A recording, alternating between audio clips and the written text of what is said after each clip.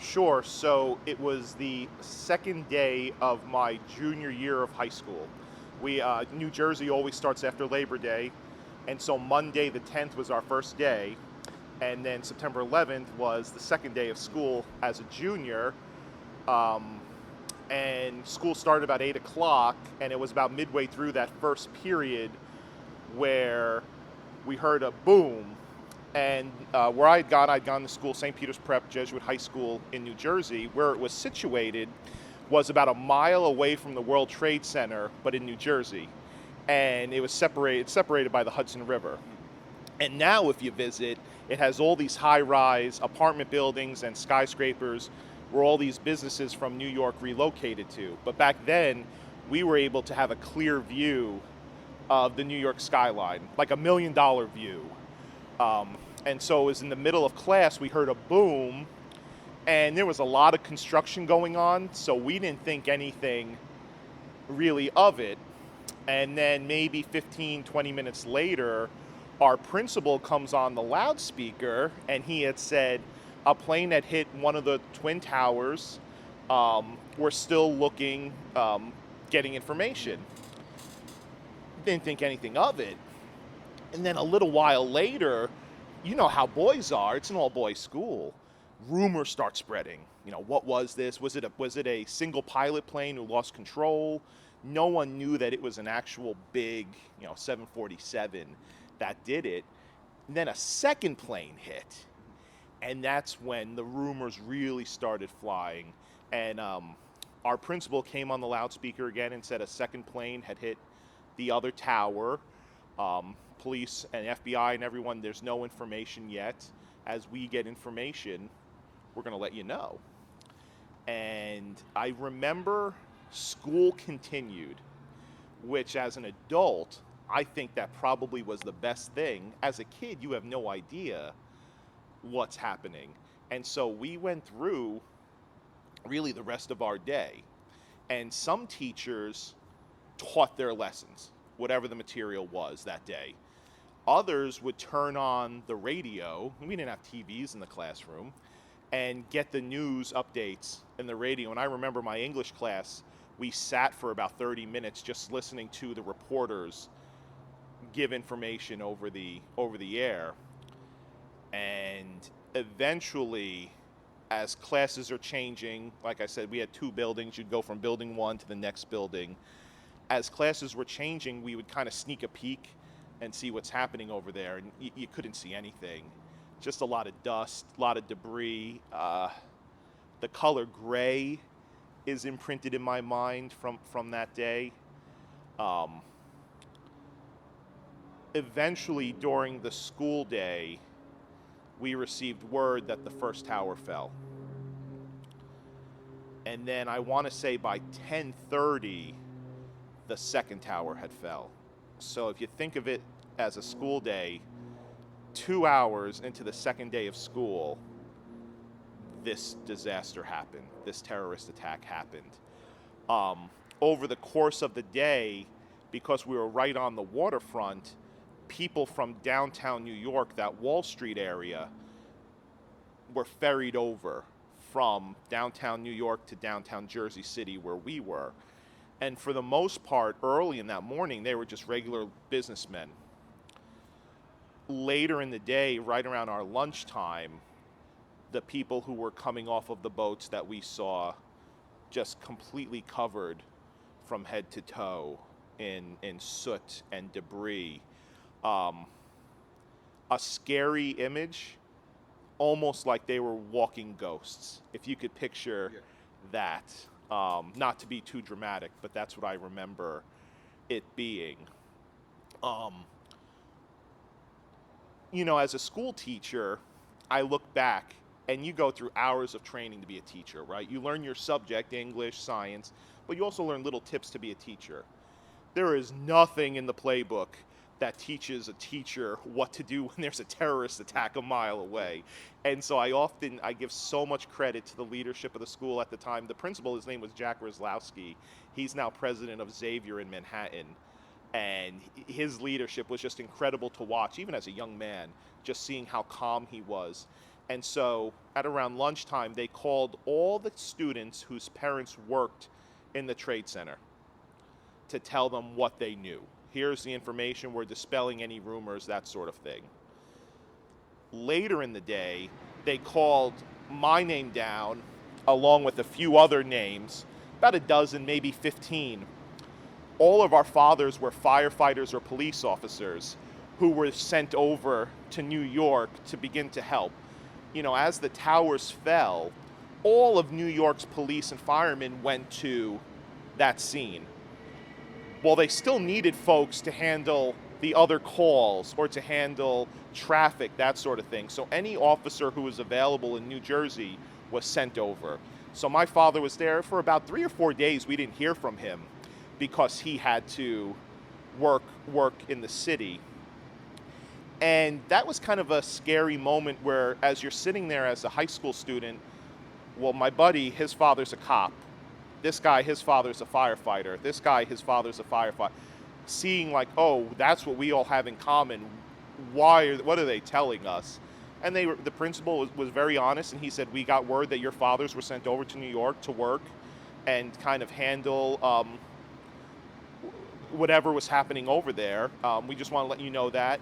And they actually put us all in a school bus, and they dropped us off at one of the other police officers' houses that was close to town.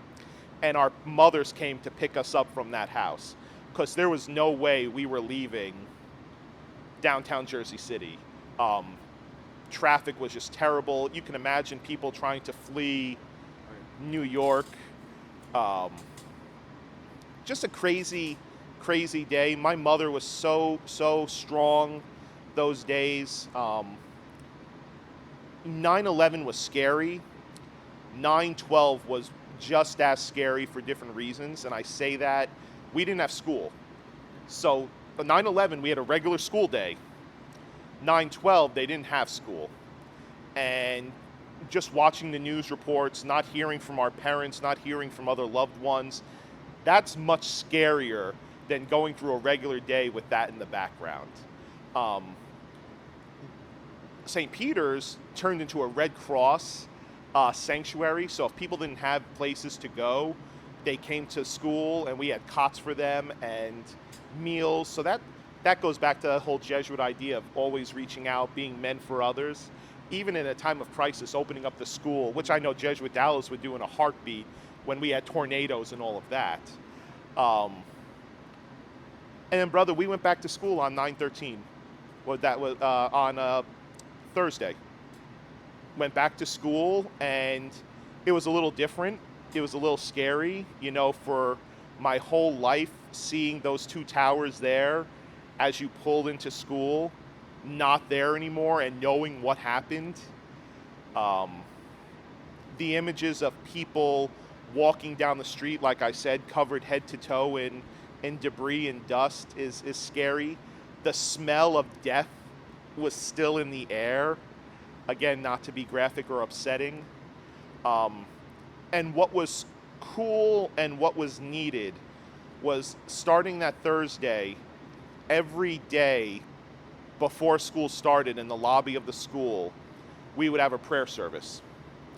And it's not the long formal prayer services we have here, on Wednesdays, Fridays, and years past. Quick 10-minute prayer services, praying for peace, praying for family members, There was a firehouse, I want to say it was Ladder Company 54, had lost every member of its firehouse. We prayed for them, we prayed for their family members, um, and it was good. It was good to go to school. I know you all probably felt that same way last August, when after having to be homeschooled from March on, coming back in August was probably such a relief. It was the same way for us, and that was just 2 days later. um, One of my best buddies was Muslim, and he lived in town too, and he told me he was so happy to come back to school because of all of some hurtful and hateful messages his family was getting because of the attacks. And he knew that at St. Peter's, at a Jesuit school, he's loved for who he is. And that just, it's sad, but it was also heartwarming knowing we were all brothers. We were all in that together. I want to think about, too, the next year was our senior year.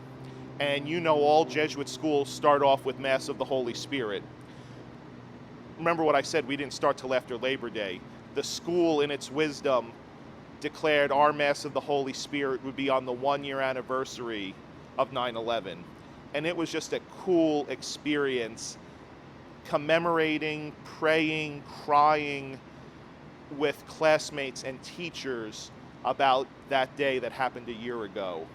I'll never forget our principal, as he's speaking, he read from the book of Deuteronomy, and there's this passage that he read from where he had said, you know, in life,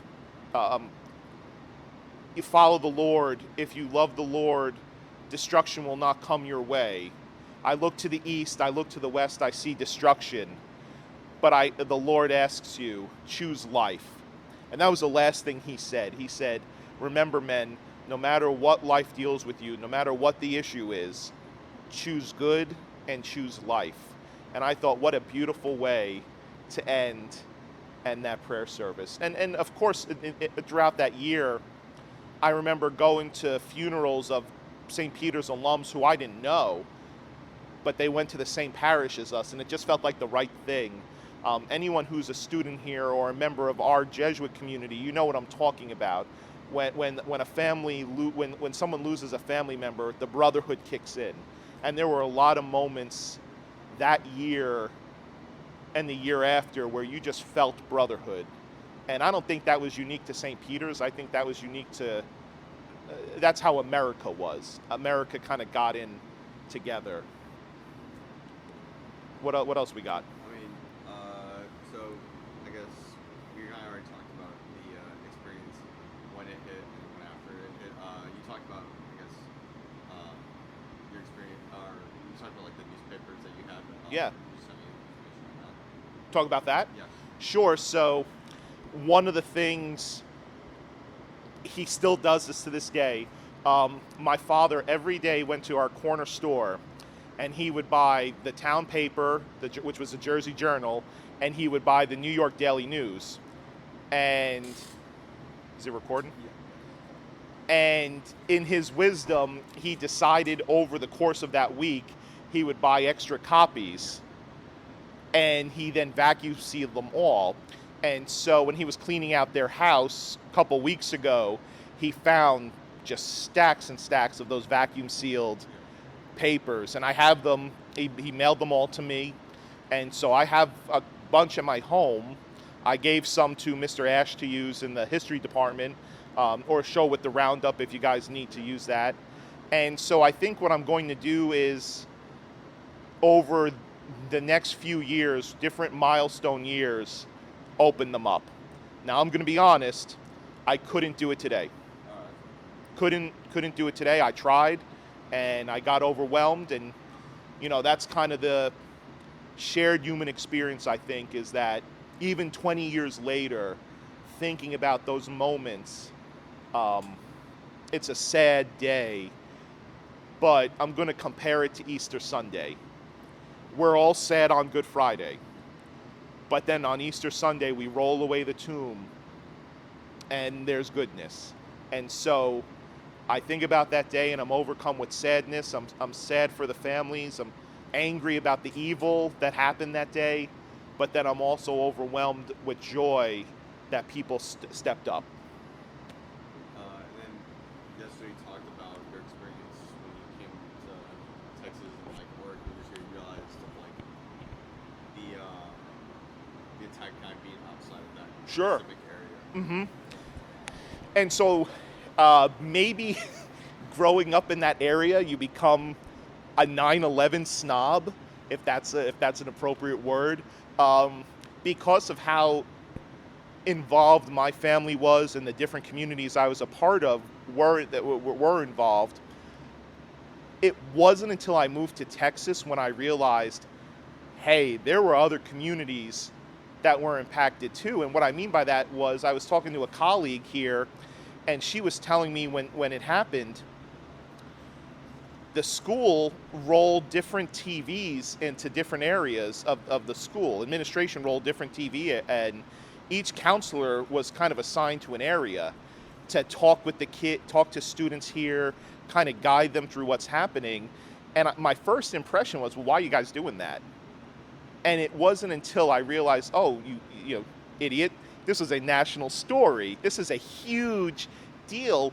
People didn't know what was going to happen. And so I often have to remind myself, just because we were there a mile away, people who were hundreds of miles away still were just as scared and confused as we were.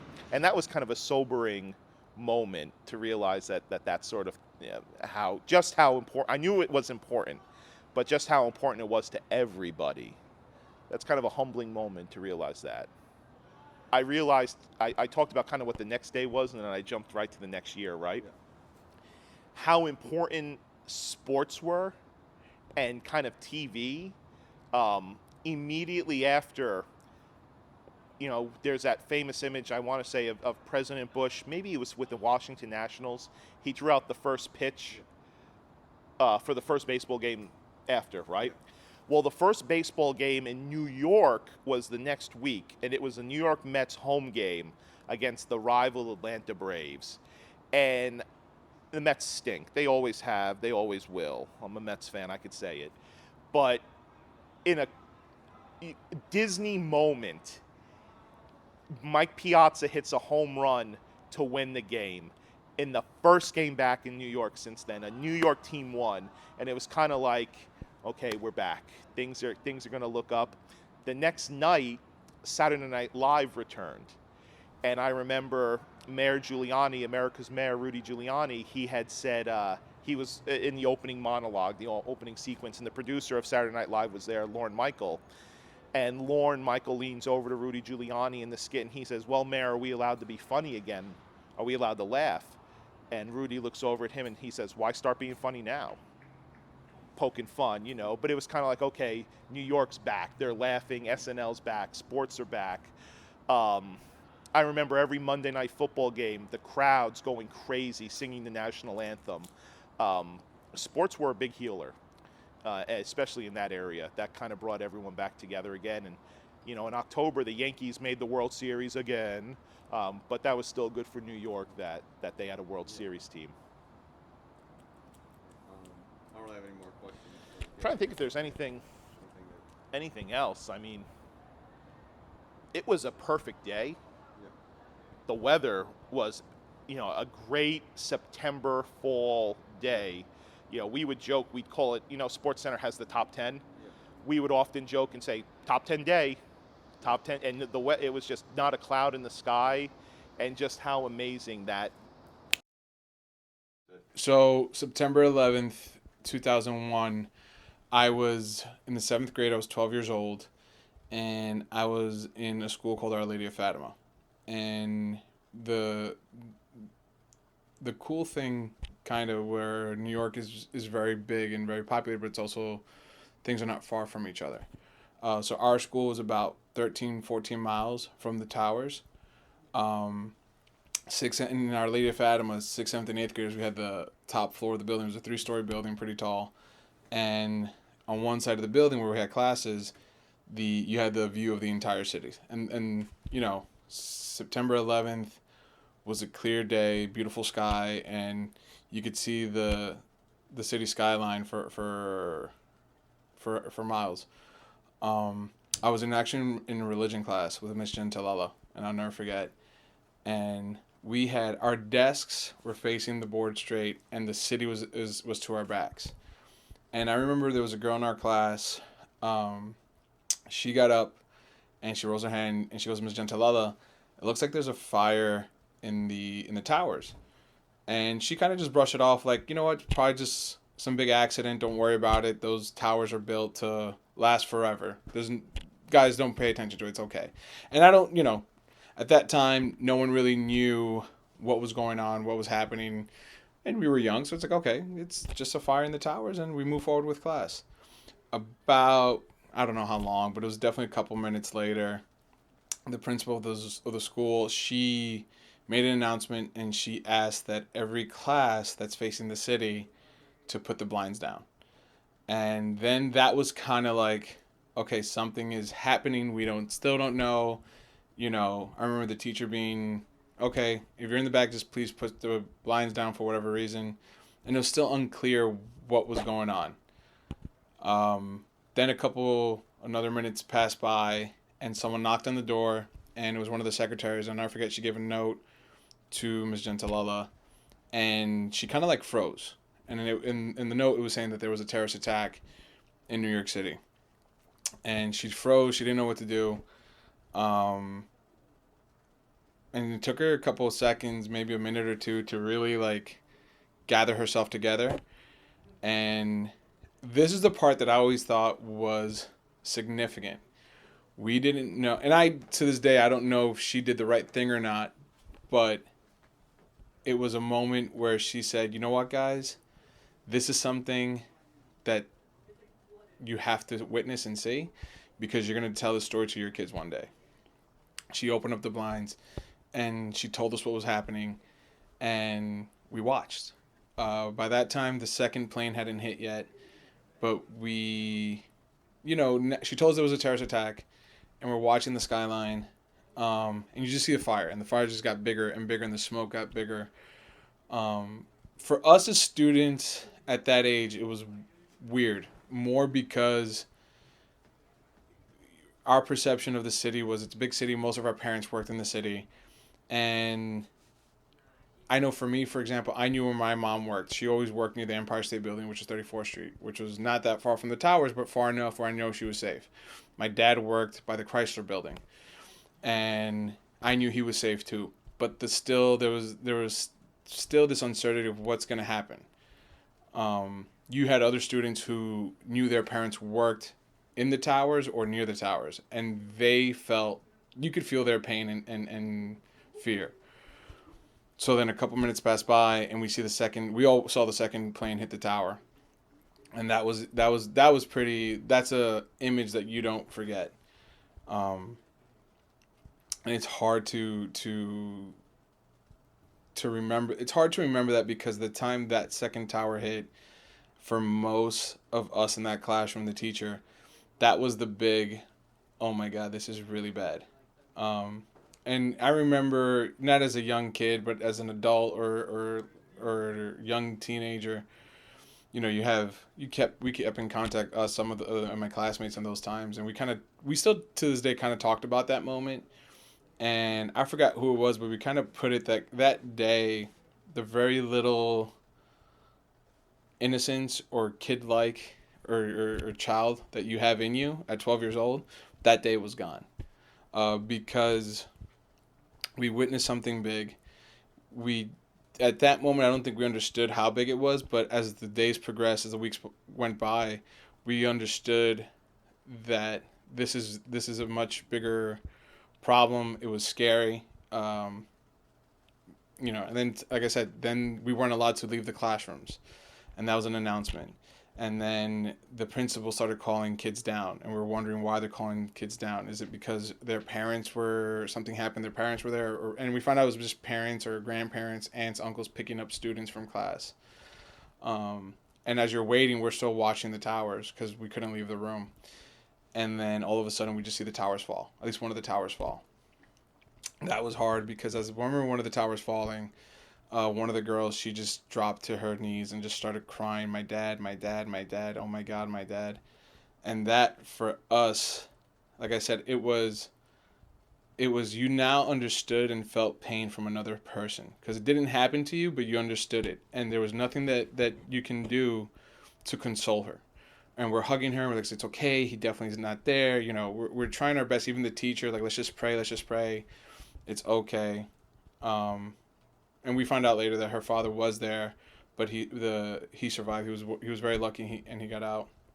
And then I think it was probably like all that happened between 9 a.m. and maybe 9:45 a.m. By the time the towers fell, I think, or maybe even after.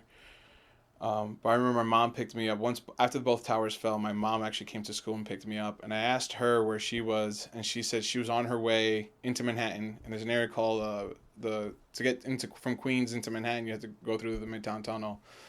And she said she was right about to get into the tunnel, and all those police officers stopped traffic to get into the city and closed the gates into the tunnel, and turned all the cars around. So she never made it to Manhattan. She turned around and picked me up from school. She picked up my sister who was in high school, but my dad was still in the city.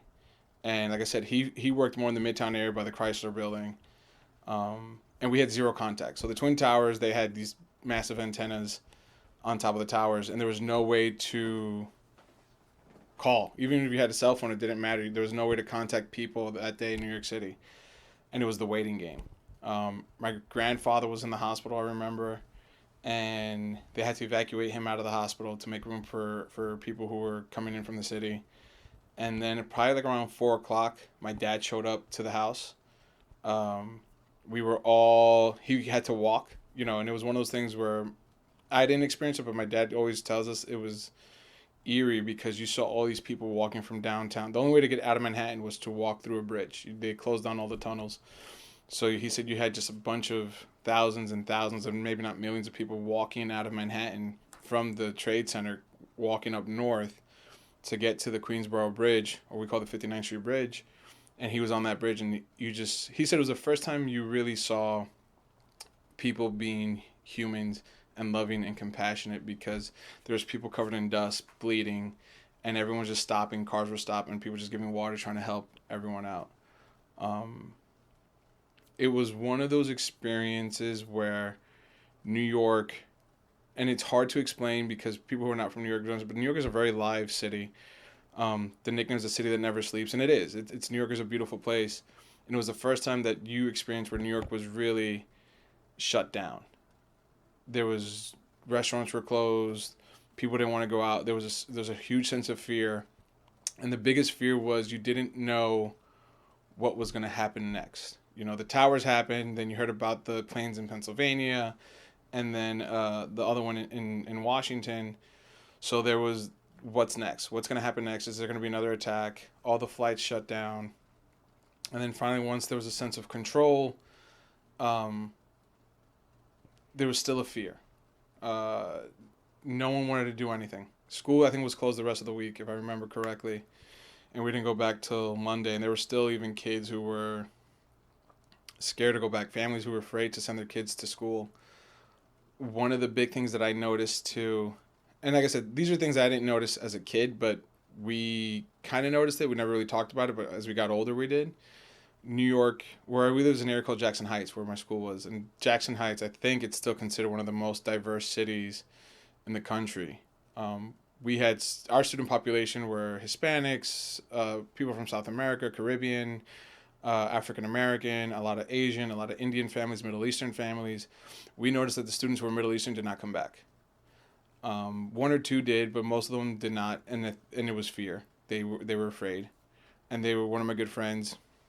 She actually went back to her family went back to Jordan because they were afraid of being in the United States because of just the climate that happened in the whole country. I think with people treating others differently. Especially those who were Middle Eastern. And that was it was bad. And then I don't think New York specifically didn't get better or try to recover, if that's the right word, till about October-ish. And I think by October is because then at that time Mayor Giuliani, he kind of, all right, the city's controlled. They kind of had a control over the air downtown Manhattan and cleaning it up. We're opening up arenas again. We're opening up restaurants again. Everything's opening up again, and we can try to go back to our normal lives because we're New York strong. Yankees were in the playoffs, and they were doing phenomenal. They made it to the World Series in 2001, and I think they lost to the Arizona Diamondbacks in a Game 7. But that kind of helped New York kind of recover was sports. And one of the things about 9/11, that week or two is kind of similar to the pandemic. Everything's shutting down. People afraid. There's a fear. There's no one knows what to do. No one knows what's going to happen next. And I always say the biggest difference between both experiences, one, 9/11, it was terrible. It happened in New York. And I think New York got hit probably the hardest out of any of the other sites that were attacked. But after about a month or so, people started recovering. Where the pandemic, and I think people were starting to recover because we weren't isolated.